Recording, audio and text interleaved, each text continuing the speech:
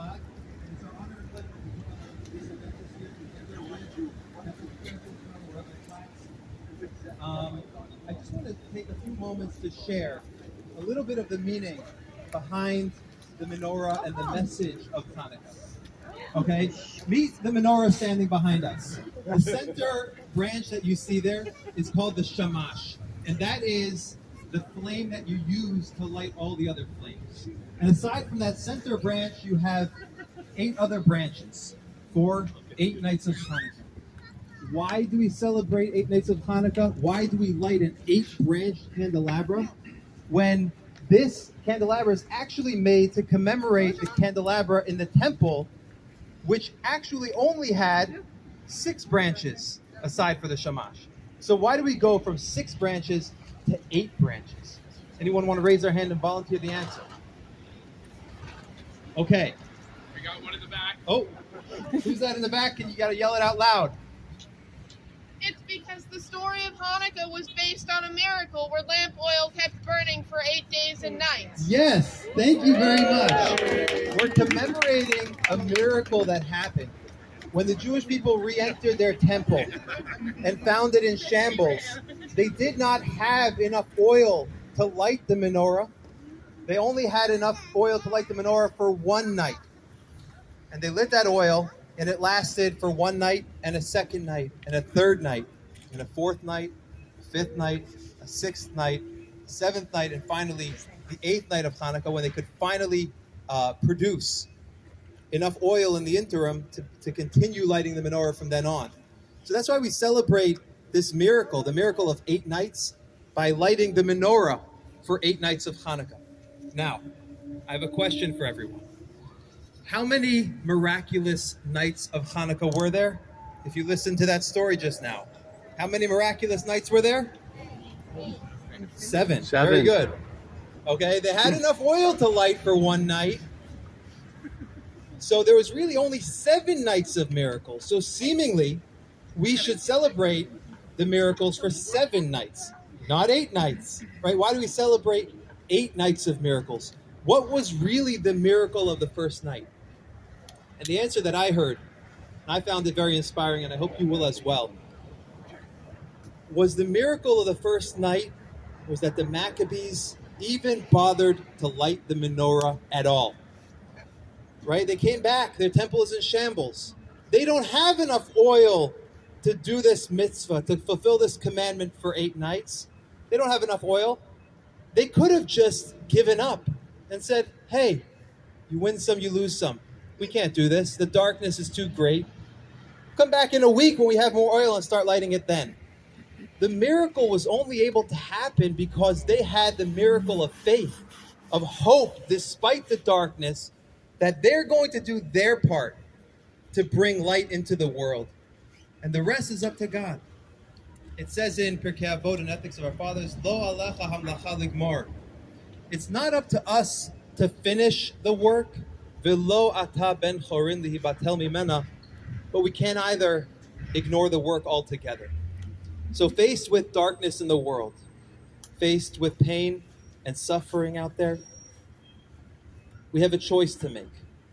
What are we going to do? Are we going to isolate ourselves and insulate ourselves from the cold, from the darkness? Or are we going to light a fire? But you may say, hey, what is my fire? What is my light of goodness and kindness actually going to help? The darkness is too much. It's too intense. The Maccabees taught us, and the menorah teaches us to have audacity. The audacity to have hope in the face of darkness. To say, hey, I may not be able to change the world, but I can change my surroundings. I may not be able to brighten the whole world, but I can brighten one other person's day, one neighbor's day, one family member's day. I can reach out with care, compassion, and empathy and light a fire. And the nature of fire is that you can share it without losing anything.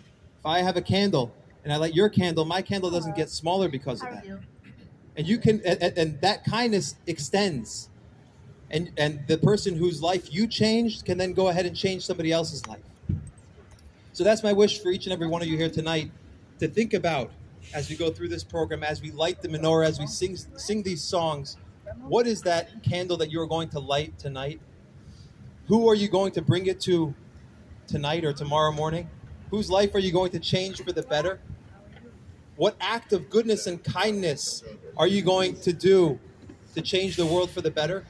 And that'll make it a very, very bright and joyous Hanukkah for each and every one of you, for all of us together, and for the entire world.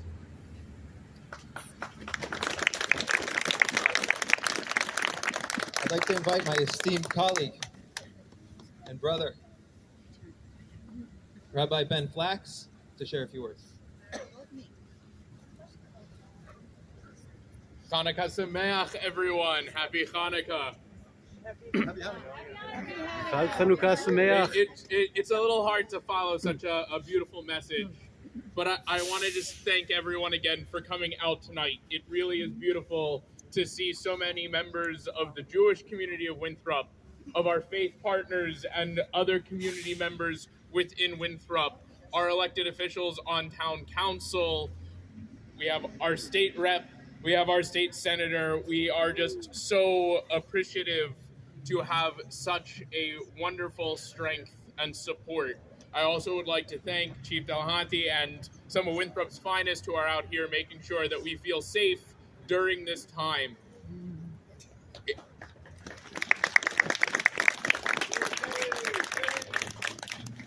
It is hard to not reflect on the events last week where anti-Semitism reared its ugly head.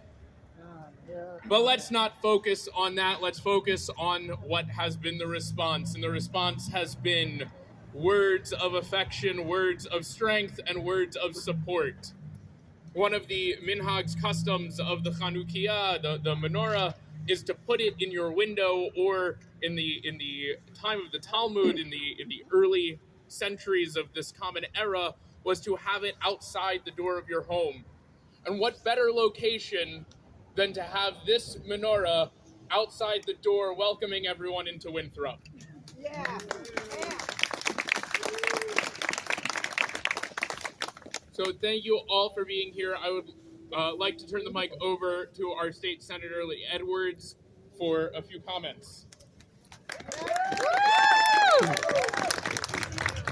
I want to thank Rabbi for your leadership and also for your camaraderie. Both he and I are now are members of the National Guard, so we serve together on the weekend. So it's great to see him in both capacities and leaders in this community. I think when I think of Hanukkah, when I think of the menorah, I think of light, and that in so much we need in this world has to do with light, being illuminated, being transparent, being honest, and also being brave. And I want to thank everyone for not only just coming out here to celebrate and show solidarity with our Jewish brothers and sisters and neighbors, but more importantly that we celebrate that the light continues to shine towards justice, towards love, toward inclusion, no matter how hard and how dark other places and other things are happening around us. And it's beautiful that we shine that light here, right in the center, proudly for everyone to see, not only in coming into Winthrop, but to show that not only are we going to shine light, but we're going to make sure it's as bright as possible and as inclusive as possible. I'm honored to serve with you in the Guard. I'm honored to serve with you representing and healing in Winthrop.